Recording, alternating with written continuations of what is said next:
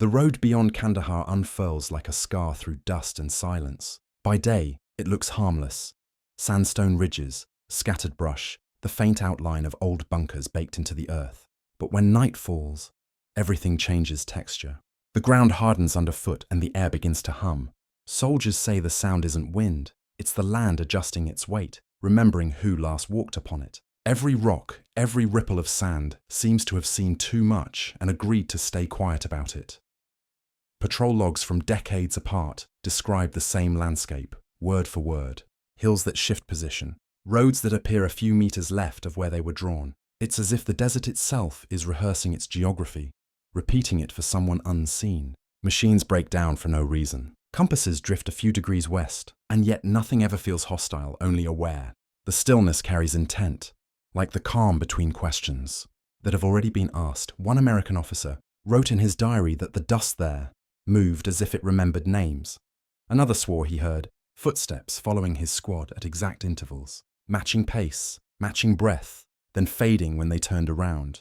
The hills gave no answers, only silence that felt shaped, deliberate, like something listening back.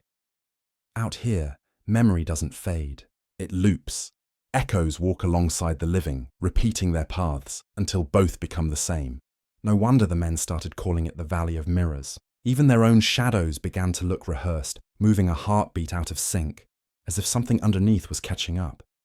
And within that rhythm, routine patrols. Radio check-ins, the same orders every night. The first fracture began to appear, a pattern so small it could only be noticed by those who had walked the same route too many times. The sense that each step had already been taken. The patrol began like every other. 5 men, same path, same hour, same weary quiet between them. Routine is comfort in a place like this. It builds walls against the unknown. They moved through the dim outskirts of Kandahar, where houses ended and the earth began again, their boots pressing faint patterns into dust already thick with older prints.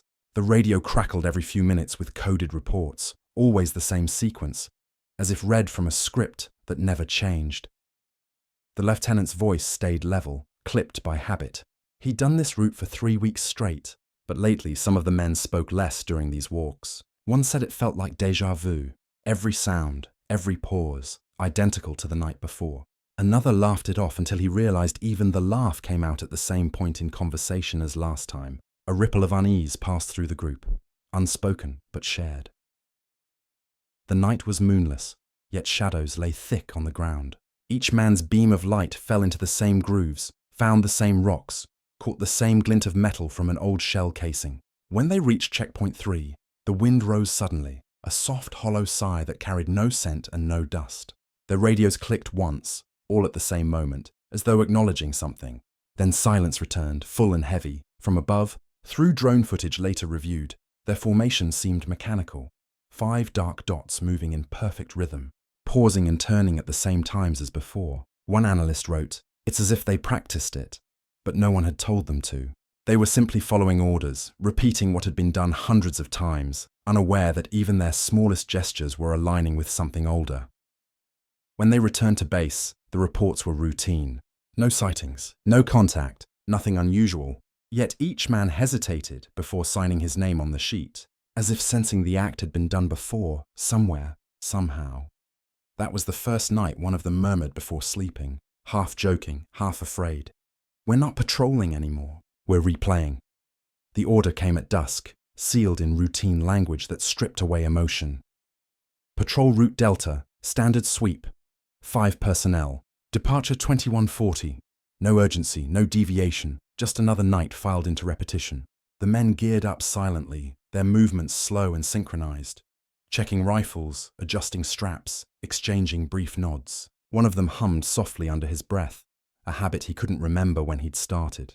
It blended into the low static of the comms, becoming part of the background noise that defined their nights. Outside, the air was thin and strangely bright. The moon hung low over Kandahar's southern ridge, a pale coin barely cutting through the haze. It gave the desert an unearthly clarity, flattening distance until hills and sky became a single surface. When the convoy halted at the edge of the known road, engines idling, no one spoke. The radio crackled with command confirmations, then fell silent. The hum of power lines overhead sounded like faint breathing. They began their walk, spacing precise, steps measured. Each man's beam traced the dust in front of him, particles swirling like gold flecks in water. The lieutenant's voice, calm and procedural, broke the silence every 10 minutes with position checks. But halfway through the second hour, something shifted. Shadows on the ridgeline moved against the wind. One man caught sight of a figure, no more than a silhouette, standing perfectly still. He called it in, voice steady but lower than usual. The lieutenant responded only with, "Copy, maintain route." As they advanced, the shape vanished. Then another appeared farther ahead. Same posture, same distance, always facing them. The men's breathing turned sharp in their microphones, but no one broke formation. The mission logs later showed nothing abnormal in tone or timing. Only the last entry differed slightly. At 23:12 hours, the final transmission came through. Position secured, moving to point echo. "Do you copy?" Static answered first, a long pull of white noise. Then, faintly, their own voices echoed back. Each word returned seconds late, slightly distorted. "Copy," the lieutenant said again. "Copy!" The signal replied, stretched, almost human. For a moment, no one moved. Then the wind rose, carrying the same word through the desert. "Copy, copy," until it blended with the hum of the landscape itself. By midnight, the channel fell quiet, and it stayed that way. By dawn, the command post knew something was wrong. The patrol's last check-in had come hours earlier, yet their beacon still blinked from the same coordinates. Motionless. The desert was vast, and delays weren't rare, but the lieutenant's team had a reputation for precision. They were the kind of men who never missed a timestamp. So when the second sun report came back negative, the base commander ordered a search team to roll out. The vehicles moved slow through the early haze. Tire tracks appeared and vanished under shifting sand, fading like breath on glass. Radios hissed softly with overlapping voices, each more uncertain than the last. The team reached the coordinates just after sunrise. The landscape there looked normal, almost too normal. A shallow valley framed by low ridges, the kind of terrain every soldier in Kandahar learned to distrust. Then they saw the circle. 5 rifles, standing upright, bayonets fixed in the ground, evenly spaced. Around them lay helmets and packs, arranged neatly, untouched by wind. The sand inside the ring was smooth, undisturbed. No scuffle, no drag marks, nothing to suggest panic or struggle. Yet outside the circle, the surface told a different story. Dozens of footprints overlapping one another, looping and intersecting until direction lost meaning. One soldier whispered that it looked like a dance that never ended. Drones scanned the area. The thermal feed picked up faint heat signatures embedded in the sand, fading slowly as if something had been lying there moments earlier. The air shimmered with static, so faint it could have been the heat, or maybe not. Then came the radio signal. "Copy." The word emerged from nowhere, faint and stretched thin. It repeated twice before dying out. The operator froze. The frequency matched the missing team's encrypted channel, one that should have been offline. He replayed it again, same tone, same cadence.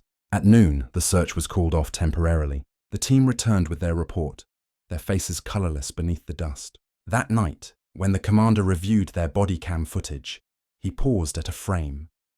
Barely visible shapes in the distance, low to the ground, aligned in a formation identical to the missing patrol. He watched it twice, then ordered the recording deleted. He was called Daoud, the interpreter assigned to the outpost long before most of the soldiers rotated through. His English carried the soft rhythm of the South, slow and deliberate, like someone who measures words before letting them go. When the investigation began, he was asked about local stories, rumours, old names for the ridges where the patrol had vanished. Daoud hesitated, glancing toward the window where the light turned the dust to gold. "The hills," he said quietly, "they walk sometimes. Not the rock, but what lives inside them." The officers laughed it off, but he continued anyway. His grandfather had fought during the Soviet years, and even then the same whispers existed. Soldiers who disappeared, columns that marched long after being declared dead. He called them the men who walk twice. To see them was never dangerous, he said. It was only a warning, an echo passing through. The danger came when you tried to follow. He described one night when he was a boy, sleeping near the old road. He woke to the sound of boots in sand, steady and synchronized, like a marching band in the distance. When he peered from the tent, he saw lights, dim, flickering, like lanterns moving in rhythm. The figures cast shadows that didn't match their steps. Some stretched ahead, others lagged behind. And then, without a sound, they vanished. The next morning, the path was covered in fresh prints. No village nearby. No travelers expected. Just the same pattern looping around itself, like something practicing a memory. The Americans didn't believe him, not fully, but they noted every word. When asked to guide them to the place, Daoud refused. "It's not the hills that are haunted," he said. "It's the time between footsteps." His eyes stayed on the map, but seemed to look far beyond it. He claimed the desert doesn't bury the past. It repeats it, endlessly, until someone new steps into the same rhythm. That evening, when the team played back their drone's night footage, Daoud stood behind them in silence. On the screen, faint silhouettes appeared in the distance, moving slowly, perfectly aligned. He only nodded once, whispering in Pashto, "They walk again." It started with a noise so soft it almost went unnoticed.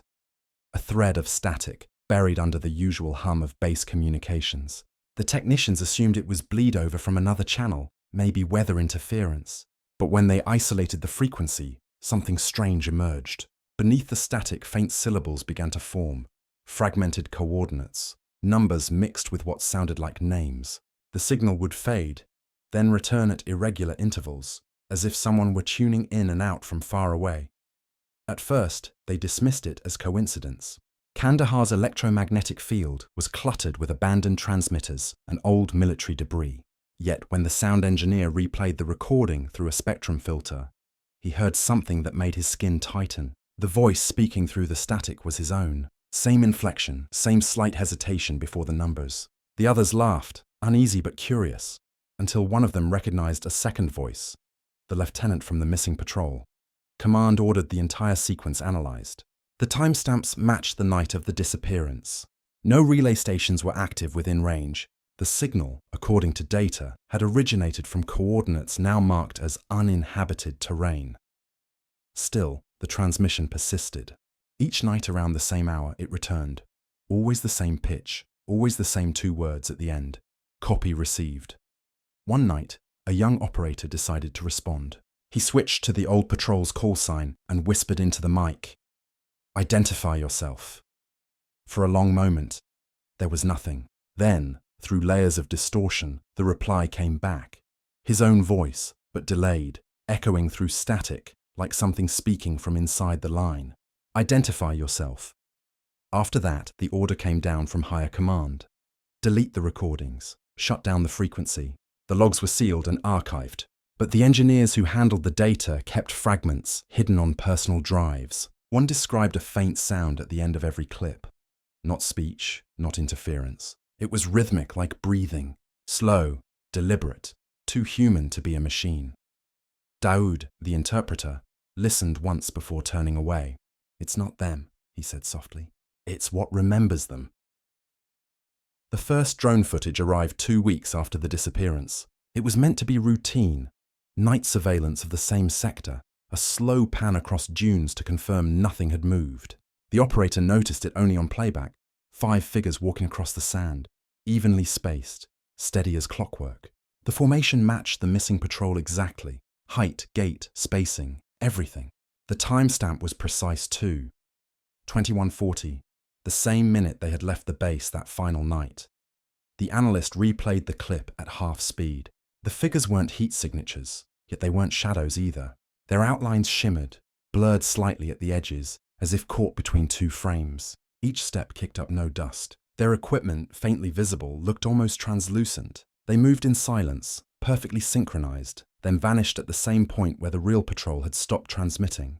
The camera caught only an empty stretch of desert and the thin hiss of wind against the lens. When the footage was sent for verification, the system logged it as glitched sequence. The program flagged data corruption across multiple frames, pixels rearranging themselves into repeated patterns that looked eerily like marching boots. Engineers dismissed it as compression error until the second drone, launched from a different angle, captured the same event the next night. This time, one of the figures turned its head toward the camera. It was a subtle motion, half a glance, almost human, yet slightly delayed. as though time bent between intention and reaction. The image froze there, blurred by interference. One technician swore the figure's mouth was moving, though the sound feed carried nothing but wind. Another insisted he saw an arm raise in acknowledgement. None of it appeared in the file once archived. By the third week, command restricted drone flights over the area. Pilots were ordered to erase all visual data after review. Still, rumours spread across the base of silent silhouettes caught walking the same path night after night, repeating routes with mechanical precision. Some said the sand had learned their movements and continued without them. Others said the land was playing back its memory, unwilling to let go. No one filed reports anymore. But late at night, from the watchtower, a few men claimed they could still see lights moving along the horizon, slow and steady, tracing the same invisible path through the dark. The desert was quiet that night, so still it seemed to listen. A surveillance team monitored the ridge through an infrared scope, the feed painting the landscape in gradients of red and grey. At 23:10, movement appeared again, 5 heat forms walking the same route, same formation. But this time, one of them lifted an arm, not in signal but in greeting. The operator blinked hard, convinced it was fatigue. Then, through the comms, came a short burst of static, sharp, deliberate, like something trying to shape words from the wind. He switched channels, but the sound followed. It wasn't interference anymore, it was mimicry. Each transmission from the base was repeated seconds later. The same tone, the same cadence, only fainter, as though someone else was speaking from beneath the sand. "Echo test," the technician muttered, tapping the mic. The response came instantly. "Echo test." His own voice, dragged through distance, stretched by static. The men around him froze. Out in the field, patrol cameras recorded something stranger. For 3 seconds, the shapes ahead seemed to ripple, their outlines bending like reflections on moving water. Then one of them stepped forward, separating from the formation. Its shadow extended unnaturally far across the ground, reaching the exact position where the operator's shadow would have fallen under the tower light. The two shapes aligned, one living, one not, and the air filled with a low, rhythmic pulse, as if both had begun to breathe in unison. The radio came alive again, this time with a single phrase. "Do you copy?" The voice was the lieutenant's, clear, unbroken, unmistakable. But his call sign had been retired, his frequency sealed since the night he vanished. The operator didn't answer. The voice came once more, slower now, almost pleading. "Do you copy?" Then came the reply, automatic, involuntary, from the operator's own throat. Copy. He hadn't meant to speak. The others heard it too, through every headset, as though the desert itself had joined the transmission. Moments later, the feed cut out. When it returned, the screen showed only empty sand and the ghostly afterglow of 5 footprints fading in the dark. The official report listed it as an electrical anomaly. Off record, the men said something else entirely. The patrol had answered back. And in Kandahar, when something answers, you stop listening. The report was never meant to be read. Its cover carried no insignia, no classification stamp, just a date and a single word. Incident. Inside, the pages were unevenly redacted, sentences swallowed by black ink that bled through thin paper. What remained told almost nothing, yet suggested everything. Thermal inconsistencies detected, unauthorized signal replication, personnel presumed lost, between the censored lines, one phrase repeated, phenomenon ongoing. The investigator assigned to compile it was a civilian analyst from Kabul, chosen for his detachment. He approached it as data, not myth. He catalogued the timestamps, audio fragments, and drone logs, trying to build a timeline that refused to hold shape. In his notes, he mentioned that the data behaved strangely, files copying themselves, audio looping where no loop was programmed.